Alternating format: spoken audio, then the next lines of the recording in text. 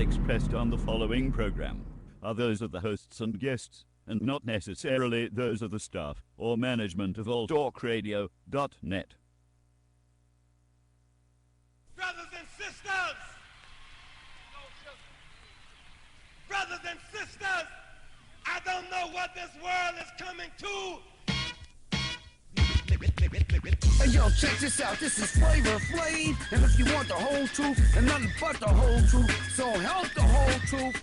Hey yo, you better listen to Dante, baby. Dante! What's going on, guys, and welcome to another great edition of the Dante's Boxing Nation Show. I am your host, Dante. First things first, as always, let me go ahead and introduce the DBM panel. My girl, Miss Boxing Baby, welcome back. What it do? What it do now? What it do? Boxing Eagle always holding it down with the knowledge. What's up, Eagle? I'm Tyrone, and I come. No, what's up, y'all? AKA Tyrone, AKA Eagle Valley. Eagle Valley. Oh man, my bad.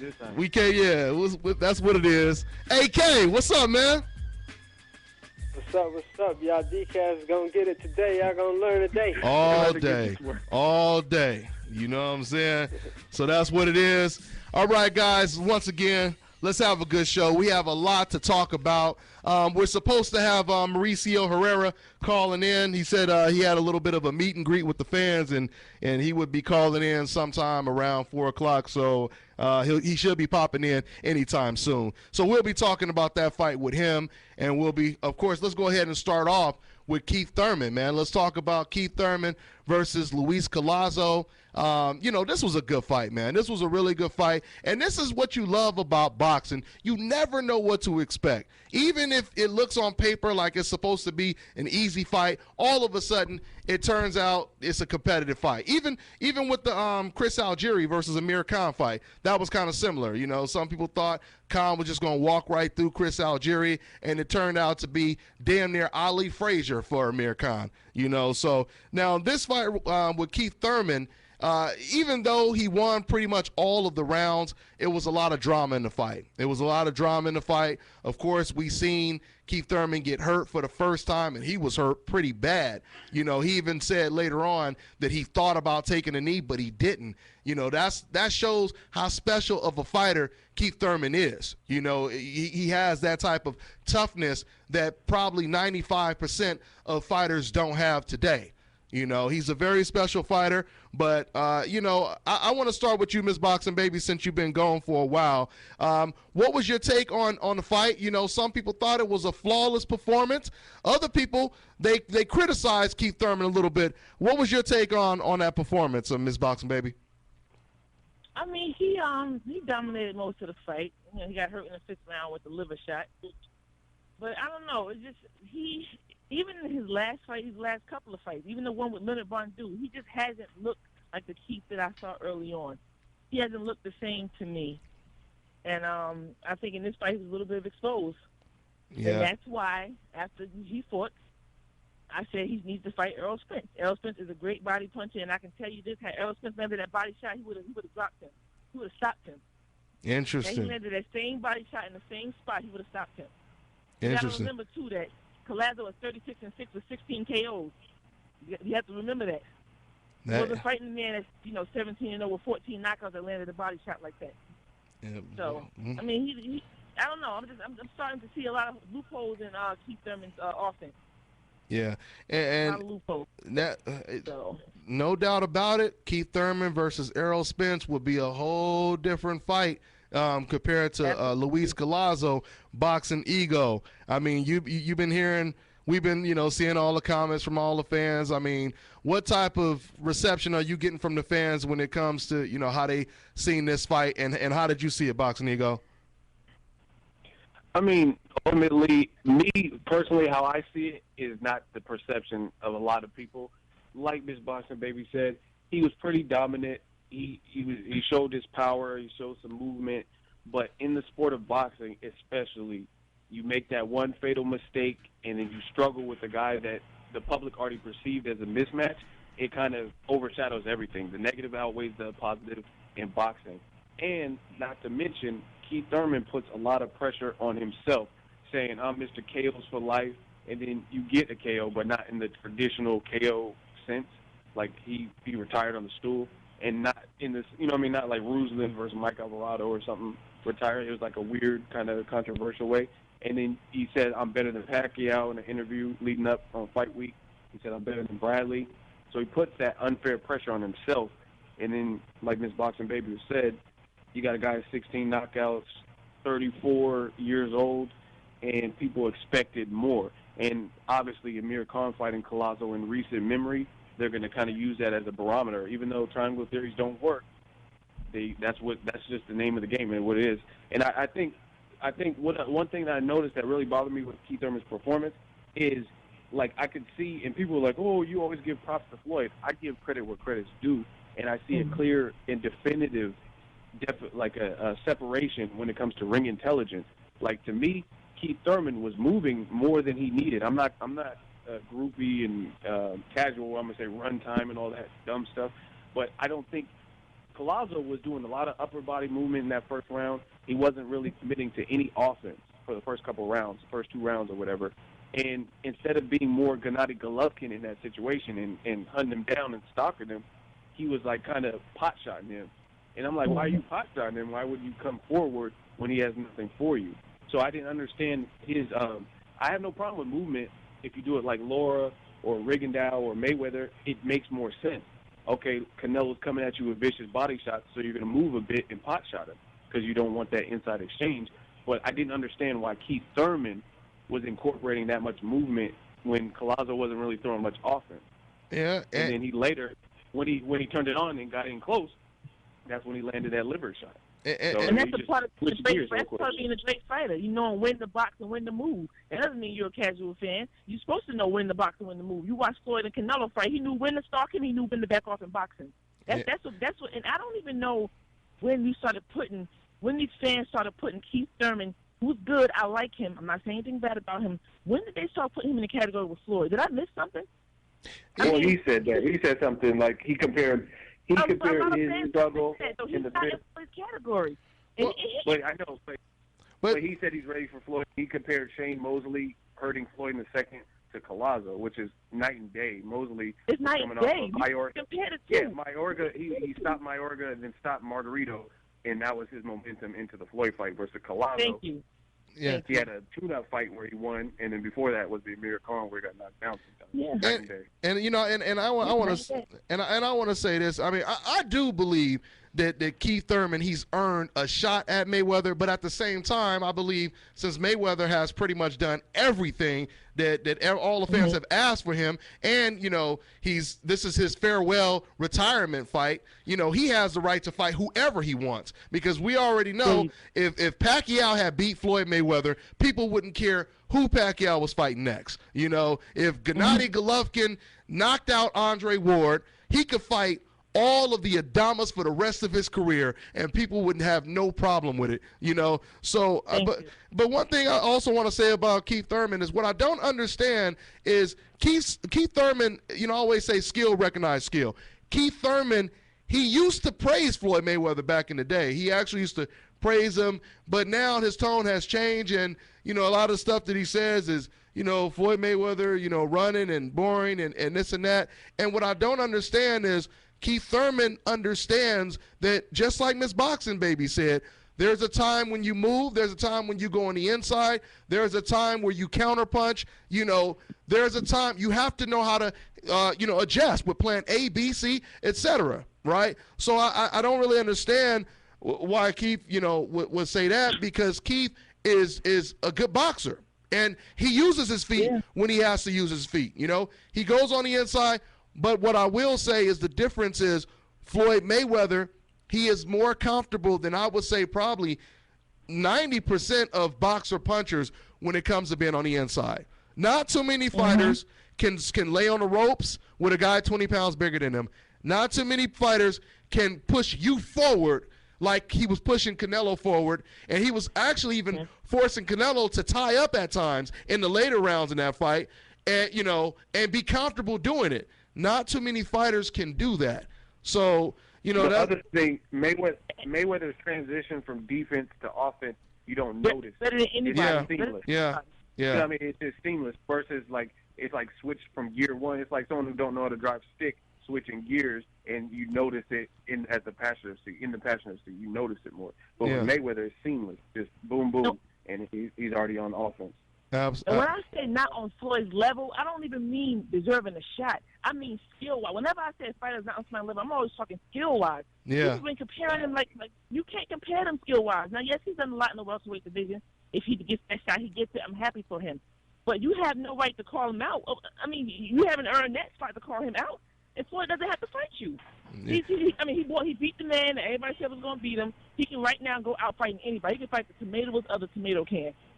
That's why I say, instead of building your legacy off of Floyd, fight Earl Spence. He's young, he's fresh, he's going to come up just like you, trying to build his legacy. Don't use Floyd, y'all use each other, and y'all build your legacies around each other. Make the fight.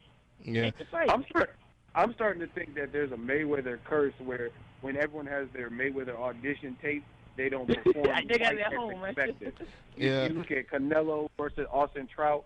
I thought Canelo won, but it was a little bit shaky with the open scoring. Then you look at Maidana's the only one that had a coming off the Broner clear cut. But you look at Amir Khan was supposed to have his audition, then struggled more than we expected him to. Yep. Then Keith Thurman was saying, "I'm ready, I'm better than Pacquiao, and I'm ready, I'll burn money." And then he got hurt to the body. So I feel like there's a Mayweather curse or something where their audition tapes are suffering a bit. Kell Brook actually has. But I hope Amir Khan audition wasn't Chris Algieri. Was that supposed to be his audition, Chris Algieri? Well, if it is, he didn't pass. He didn't pass the test. Everything's audition before the Floyd fight, like the fight right before, I guess. Yeah. Well, But no, you bring up another good point that I was thinking of too, though, Boxing Ego. It's funny when you think about it. I remember when Sean Porter, which is another one of the best fighters out there, when he was undefeated, you had a lot of fans already saying that Floyd Mayweather was afraid of him. They were saying he was ducking him. He was this and he was that, And then once Sean Porter lost to Kell Brook, then you had a lot of people basically jumping to the next fighter. And like I said, now we're seeing that with Thurman, and like you said, Boxing Ego, then it was Amir Khan. And then even the fighters that Floyd did fight, Canelo. Floyd was supposed to be afraid of Canelo. He was scared. He was chicken. Like I told you guys, my son used to come home from school and tell me that there were Canelo fans at school saying, yeah, but Floyd is scared of Canelo. He's scared of Canelo, before the fight, right? And then, like I said, same thing with Mosley.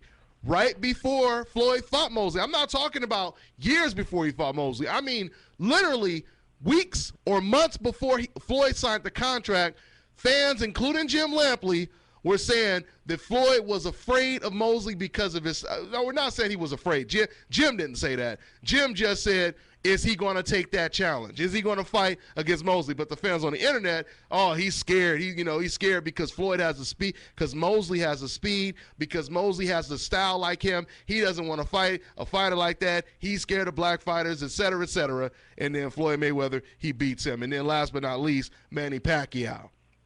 They say that for years and years and years and years, and then he beats Manny Pacquiao. So they don't always say Floyd is scared of somebody until he actually loses, because that's what they're waiting for. They're waiting for him to be scared of somebody, lose the fight, so they can say, why did he stay so long anyway? Yeah. That's what they're waiting for. Look, they're trying to talk about the fight past his prime. Like, come on. I got a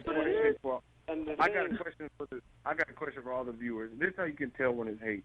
Why do people hold the person with 19 years of rich history, proven his worth, and a resume to the same standard? Like they hold him to this standard that no one else is held to. People say, "Oh, Mayweather, he's ducking. He ain't fought Keith Thurman. Amir Khan ain't fought Keith Thurman. Kell Brook ain't fought Keith Thurman." You look at Amir Khan and he's ducking Khan. Kell Brook ain't fought Khan. Keith Thurman ain't fought Khan. Sean Porter ain't fought Khan. Broner ain't fought Khan. Yeah. So again, how come the person with 20 years of history, he's ducking Golovkin? Golovkin ain't fought the people, the number one rated or the number 2 and 3 people in his division for whatever reason. Let's say he's being ducked. Cool, he's being ducked. It doesn't change the fact that he ain't fought them. You know what I mean? You don't have a Canelo, you don't have a Cotto, you don't have a significant name that was doing good, was undefeated, or was mowing people down. You know what I mean? Like Canelo was looking good, knocking people out, sparking people out, going decisions, whatever. And again, the person with 20 years of history is held to this standard. Oh, he didn't fight Golovkin. Golovkin didn't fight Cotto. Mayweather did. Golovkin didn't fight Canelo. Mayweather did. And he's the smaller in the equation. Whereas I seen Golovkin next to Cotto, and he looked huge next to Cotto. You know what I'm saying? Yeah, absolutely. You know how many Hall of Famers Floyd has on his? You know how many Hall of Famers Floyd has on his resume? Future Hall of Famers or people who've been inducted to the Hall of Fame, he has on his resume. I mean, you look at Triple G's resume. He's 33 and something. He's fought nobody who's no future Hall of Famers, nobody in the top 10. But we don't mention that. But we call him the man scared, who, like you said, has almost 20 years in this. Fought crazy future Hall of Famers, and people don't know, was calling all those guys out when they were in their prime. Well, he was calling out the Moses. He was calling out the De La Hoyas. But they never mentioned that, though. And how many? And here's my other question to you guys, or to the viewers. Name the welterweight. They say Floyd's scared of Keith Thurman and all that, or Kilbrook, or whoever they're talking about, right? Name the welterweight in the current picture that could have fought Floyd's schedule, let's say from Cotto to present day, undefeated, and beat all of them. So beat Cotto, then beat Robert Guerrero, then beat Maidana twice, then beat Pacquiao. Name the fighter at welterweight. Would Amir Khan beat Cotto at 54, then beat Guerrero, then beat Maidana two more times, even though he already has one win at 40, and then beat Pacquiao? Like, name the welterweight that you would Kell Brook beat Cotto, Guerrero, Maidana twice, and then Pacquiao? Like, in that order? Like, honestly, what welterweight do you think could do that right now? Irrefutable. Irrefutable. And another thing too, Boxing Eagle and Miss Boxing Baby and AK, is how many fighters have fought as many fighters that were currently on the pound-for-pound list at the time that Floyd beat him? Diego Corrales, like I said, he was rated like number 5 or 4 pound-for-pound the best in the world. Ricky Hatton was number 4 the best in the world when he fought him. Mosley was in the top 10. And then you got Manny Pacquiao, who some people had him as high as 3, but he was in the top 10. And I'm just naming some off the dome right now, but it's more than that though. And then finish your career by beating a guy, like I said, Manny Pacquiao, who was ranked pound for pound, top 5, whatever you want to say, and he was considered fighter of the decade. They always brag about him being an 8-time division champion. Now I don't even hear people talk about that no more. Before Floyd was fighting him, it was, 8-time division. He's better than Floyd because, look, he's an 8-time division champion. He's fighter of the decade. But now once Floyd beats that guy, we don't really hear, them talking about all of his, accomplishments. Let me just jump in this. I'm about to play this clip in a minute, but I want to just say congratulations to Thurman for, getting, a decent 1.1 million TV ratings. That's pretty good considering it was on ESPN. It was 1.1. Go ahead, real quick. I don't think that's the reason. You had the UFC 189 and you had Mauricio Herrera Lundy. Good, very, very good point. Anybody that competes with multiple fights on at the same night, their ratings typically drop. Very, very good point. But I just do notice that NBC, they normally, on top of everything you said, which is probably the main thing, and I'm just saying on top of that, it wasn't on NBC, it was on ESPN, but it would have did much better numbers. I want to jump into this, guys, real quick, because like I said, I was telling you guys earlier that I interviewed Kenny Porter, and Kenny Porter, for those of you guys who don't know, Keith Thurman said he wants $10 million to fight Errol Spence. We're going to talk about that. Let me go ahead and play this clip. Does it suggest Keith Thurman has a lot of respect for Errol Spence's No, it just simply says that Keith Thurman doesn't believe in an Errol Spence, and he's making the number outrageous that you would never do it. He's trying to let you know how outrageous and disrespectful it is that you would even consider putting Errol Spence in the ring with him, because Errol Spence is not at that level, point blank and simple. When Keith was 16-0, he wasn't at that level. When Sean was 16-0, he wasn't at that level getting that kind of fight against that guy. When Floyd was 16-0, Floyd wasn't fighting world champions at that level, so Errol doesn't get to jump over that either. He don't get to jump over that. We're not going to let him jump over that. TV's not going to let him jump over that. Now, guys, the first thing I want to say about that clip is to all you boxing fans, all you real boxing fans that's been studying the sport, that's been watching for a long time, you guys caught what Kenny Porter said at the end of that interview, which I didn't catch it till I went home and I replayed it, because sometimes you're interviewing people and you don't catch everything they say.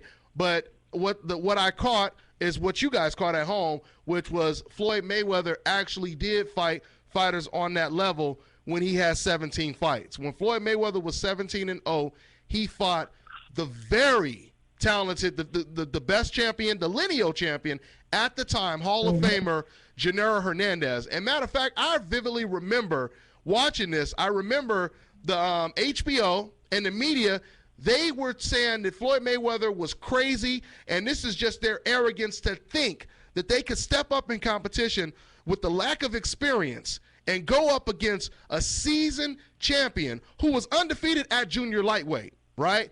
For him to think that he could go in there and fight a seasoned champion like this, that's just his arrogance, you know? So they pretty much thought that Floyd Mayweather wasn't ready for that step up. He went in there, he dominated the performance. So, AK, since we haven't heard from you in a minute, let me just ask you real quick, man. So what do you think about them comparing a Floyd Mayweather to an Errol Spence when it comes to Keith Thurman? What do you think about Keith Thurman said he wants the $10 million to fight Errol Spence, AK?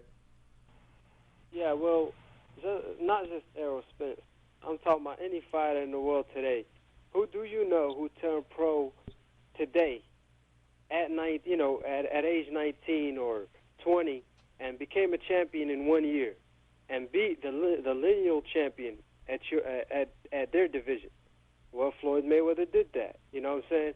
And if you look at Keith Thurman, Errol Spence, a lot of these fighters, they like 26, 25. They in their prime, and they not champions yet. Or Keith Thurman is, but like I said, it took him how many years to become a champion? When it took Floyd Mayweather only 1 year, and that shows you how good Floyd Mayweather is. And also another thing, I wanted to say earlier about Keith Thurman. One time he got asked, once you become the cash cow like Floyd Mayweather, will you give an unknown opponent, a hungry lion on the come up, and an opportunity to fight you, and you're not going to just fight for the price, you're going to fight for pride, like you said. And he said, yeah, I'm going to give a hungry lion like me an opportunity once I become the cash cow. And what happened now? Errol Spence wants the shot. He's almost, I'm not going to say at your level, but y'all not far apart from each other. So why not give him a shot? But like I said, that's a contradiction that I just wanted to point it out. And like I said, you can't compare Floyd Mayweather to nobody today, because nobody today you could say, oh, they're going to stay undefeated for 20 years. No fighter today. And that just shows you how good Floyd Mayweather really is. No doubt about it. Actually, skill level, Errol Spence, to me, has more skill than Thurman. What Thurman has over Errol Spence is his resume. He has more, fighters on there. He's fought more competition. Yeah. But skill-wise, he's not touching Errol Spence's skill. That boy is special. Yeah, but it's special. Give the dude a shot. You're not getting first of all, he wouldn't even get $10 million if he fought Floyd. Let's just be honest. Please. Yeah. So give the dude a shot. Y'all build your legacy together. Floyd is on his way out. Let's not even talk about Floyd. He's leaving the game. He's done. So y'all two build your legacy and make the fight. It'll be a huge hit on NBC. Big fight. Oh, no doubt about it. But once again, like I said, I want to make it very clear that I do believe that Keith Thurman is top three, one of the best welterweights in the world. Outside of Errol Spence, and maybe Kell Brook, and not even including Floyd Mayweather, I see Keith Thurman beating the majority of everyone out, pretty much everyone else out there. I would pick him over Pacquiao, and I would pick him over a lot of fighters. But let me just say this about, them saying that Errol Spence is not on the level and you can't just jump, and fight this type of competition. First of all, I believe there's too many fighters today that will never step up. So we should be praising someone who wants to just jump right in there, test themselves, and fight the best. You guys have to understand something. Some kids don't need training wheels when they first jump on a bike, okay? And some basketball players don't need to go to college to turn pro, okay? So if that's the case, just remember this. Leon Spinks only had 8 fights when he beat, quote-unquote, the greatest, Muhammad Ali. Guillermo Rigo only had 11 fights or whatever it was when he beat Donaire. And all the fans kept saying, he didn't have enough fights. He don't have the experience. He doesn't deserve to fight me, so on and so forth. Even if that was the case, that's Errol Spence's loss, right? If Errol is not ready, that's his fault, right? Blame it on Errol if he goes in there and he loses. That has nothing to do with anyone else. You know, if it's so. Once again, the whole thing, if that person want to jump into the deep end instead of walking around in 3 feet, you know, let him do what he want to do. That's all I'm saying. Yeah. You know. But just a few moments ago, the fans were saying that Keith Thurman's biggest test was Robert Guerrero. So I'm confused. He just fought Robert Guerrero right before his last fight. If that was his biggest test, then why can't Errol step up and fight you? It doesn't make any sense. Everybody was saying this. Even I said it. Guerrero was his biggest test. Anybody with a brain, with eyes, knows that was his biggest test. Look at his resume. So what's the difference in Errol Spence wanting to fight him right now? There's no difference. You just had your biggest test 1 fight ago. Yeah. I don't see the logic in it. The bottom line is what I said. His risk is not worth the reward. That's what it is. That's the business side of boxing. That's true. The money he's going to get to him is not worth the risk. And it is risk fighting Errol Spence. I don't care who you are. Huge risk. He's just that talented. Yeah, he's just that talented. He knows how to place his shots and everything. He's not just coming in there trying to knock you out. He's boxing you and breaking you down. Yeah, exactly. Exactly. I want to see the fight. I'm an advocate for that fight. I think it's a great fight. It's good for the fans. It's good for them too and their legacy. Who wins? They're both undefeated. Make the fight happen. I mean, and don't get me wrong. I wouldn't mind seeing other fights as well. Of course, I wouldn't mind seeing Thurman versus Brook, Thurman versus Bradley, Thurman versus Pacquiao. You know, I know that ain't going to happen, but I wouldn't mind seeing all these fights. But all I'm saying is I'm not going to oppose, you know, a Thurman versus Errol Spence fight. That is a great fight to watch as well. So, and you boxing fans, go ahead, Ego. I'll get into what I'm going to say in a minute. Go ahead. Man, I'm going to keep saying this. Keith Thurman continually puts a lot of pressure on himself. Again, if he fights a bigger name, like an Amir Khan, Kell Brook, that generates more money for him and they have more of a resume at welterweight, then I have no problem.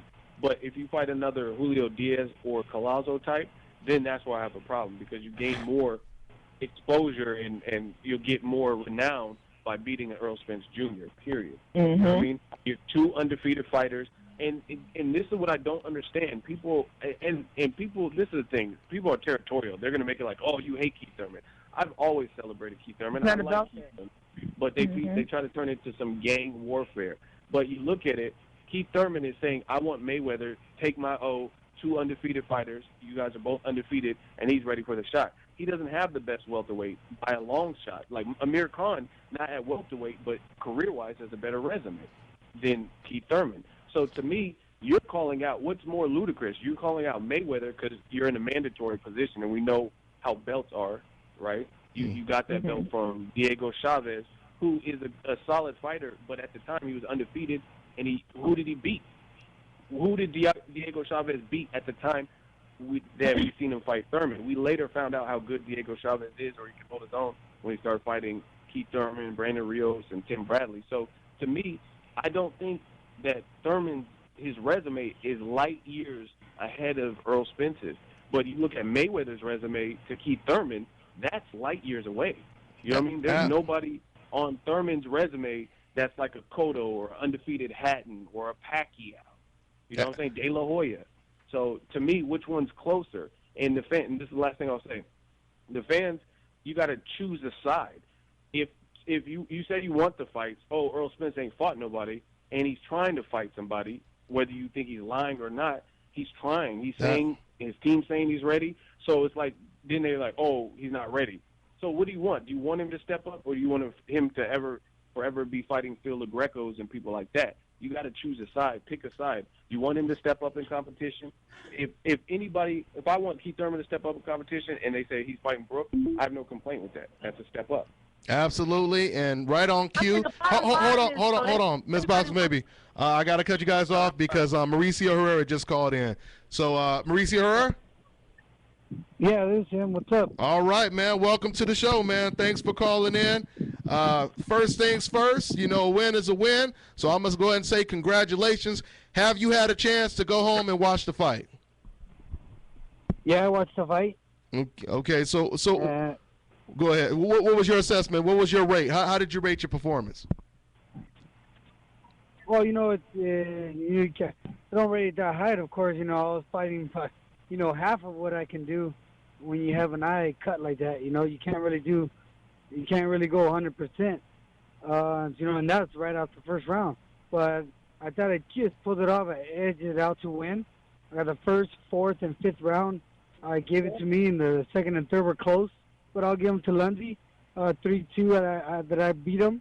It was just the thing was it just started off wrong the first round. After the headbutt, it just hard. It was just I just had that cut to worry about. So it was tough to fight and know that Lundy, who is a big talker, and thinks the way he talked afterward, act like he was doing this and that and was outboxing and was confusing me. He's disillusioned. It was a joke. The guy headbutted me, so of course I'm gonna feel confused. And it's brand new to me. It's a cut. Not only is it a cut, but it's a hard headshot that is almost like a big punch. So I had to gather myself. It was a bit confusing in the beginning. What to do. It was turned into a street fight. I was pissed off. Anything could have happened by then.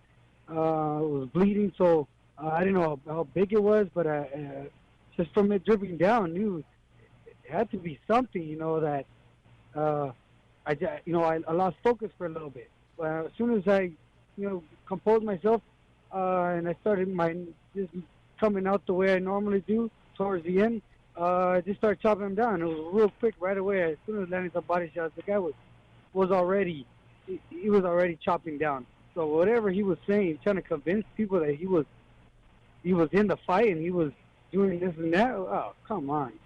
Yeah. Well, Mauricio, I mean, I will say, because I see all the comments, some people believe that Hank Lundy, he was winning the fight, but then he let off the gas and gave you a chance to win the fight. Other people are saying that he won the fight. So you kind of answered the question, but I'm still going to ask anyway.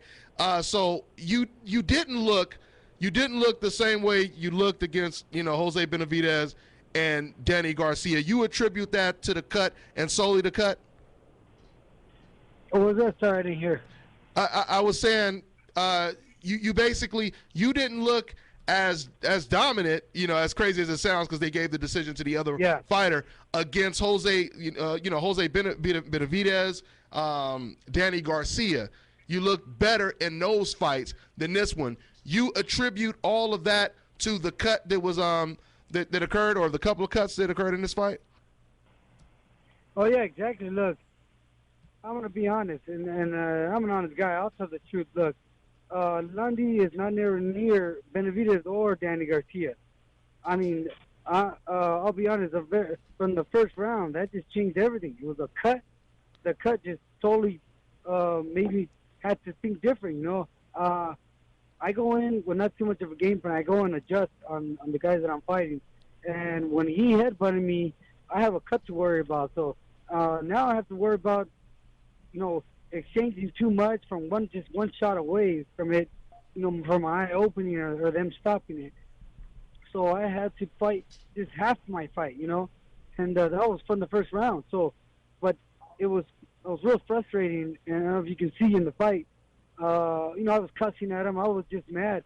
And then as the fight went on, I thought, Hank Lundy was easier than I thought. It was just that the cut held me back to go in with everything. It was like, if you see everything there, but do you want to risk it with one shot and can open your eye open, or do you kind of just lay back a little and start to think of some kind of strategy? And it was tough. It was either call him on the ropes or do I go after him? But then again, going after him, he would stop in his tracks and kind of dip in, and it was a risk getting another headbutt. So, it was confusing, within the second and third round. But then after, I had to decide already. And once you see me kind of get my groove in and landing some hard body shots, I seen him slow down a whole lot. He was like fighting like he was in the 12th round, and you got to keep in mind my eye is cut, so I'm not going with what I normally would, like I did with Danny or Benavidez, but I can see his style. His style was not that difficult. it was just the eye that was just at risk, of letting everything go. Mm-hmm. Now, Mauricio. Hey, Mauricio. Go ahead, Ego. Hey, Mauricio, in the second round, you look visibly frustrated, obviously, from the cut. And did you realize how bad the cut was? And were you ever hurt in that particular fight? I thought it was second or third round when maybe you were trying to get your head together with the injury that you sustained. It appeared that you might have been hurt. Were you ever hurt in the fight? Look, I'm not going to lie. I lost focus for a bit after the headbutt. And I think it was second or third round. Maybe the second he landed a good shot. I was already turning into a street fight by then. Lost my composure, and he landed a good shot. He buzzed me for about 2-3 seconds. I shook it off. You can see it in the video. He did buzz me, He had a good shot, but after I shook that off, that's what woke me up and said, oh, man, I got to compose myself. And then try to relax and try to see, lay against the ropes and kind of think it over. Still frustrated, of course, in the headbutt. But it took that round into the third, which the third was still close, and then finally it was the fourth round. I said, you know what, I don't know how bad it is. I know it's dripping, but it wasn't until, Jack Reese said, in the fight, you could see him cuss and say, oh, he shit. said, oh, shit. He said, oh, shit. So, I mean, me hearing the ref say, oh, shit, you just think, man, this must be bad. Yeah. So I'm there just like, oh, fuck, just my luck, So it was real frustrating. That fight was real frustrating, especially after that point. And going in and just pissed off at Lundy, The guy was cocky as shit before the fight in the ring. Why didn't he finish me off when I was cut? Why didn't he come when I called him? And he wasn't boxing me. He wasn't confusing me. It was a headbutt that I was all baffled and trying to compose myself from. It wasn't his style, So it wasn't until the end of the fight. Then Lundy wants to talk, all loud and be all big mouth like he was doing all these tricks and like he was Mayweather or something. And it wasn't. The guy's confused. The guy's a joke. Come on. The guy was looking, it's totally trying to brainwash people. He was doing all kinds of things in there, and he wasn't. He wasn't the guy that he said. He wasn't all that in shape that he was, crying and yelling at everybody before the fight, too. Yeah. So what's next for you? Will you do a rematch for him and you move on to something else? Look, as much as part of me wants to just, whip Lundy's ass, I really do, and I really think I could have stopped him. And we fought again. The God's honest truth, I know I can stop that guy. But you know what? The way my career's been, I'm always wanting to get a big name, get my shot. Financially take care of my family. I'm looking for, of a bigger name right now. I mean, maybe down the line in the future, I'll be open to a Lundy fight. But right now, I think a Lucas Matisse or even a rematch with Ron. I will give a rematch to Ron only because he's a big name, That's a big name. That's something that people will want to see. So, also, they got off from Timothy Bradley in the past. So, we're friends. We know each other. We sparred. We're, of course, no friends in the ring. We can be friends afterwards. And maybe even Timothy Bradley. Those are realistically the fights that can happen, Yeah. Mm-hmm. What about like a Jesse Vargas? Did you get to see his fight with Bradley, and what did you take from that also? Yeah, I saw the fight. To me, Jesse Vargas, even in the past fights, I watched his career. Never thought he was anybody, that stands out. I knew Bradley was gonna beat him. Bradley's a great fighter. He's smart.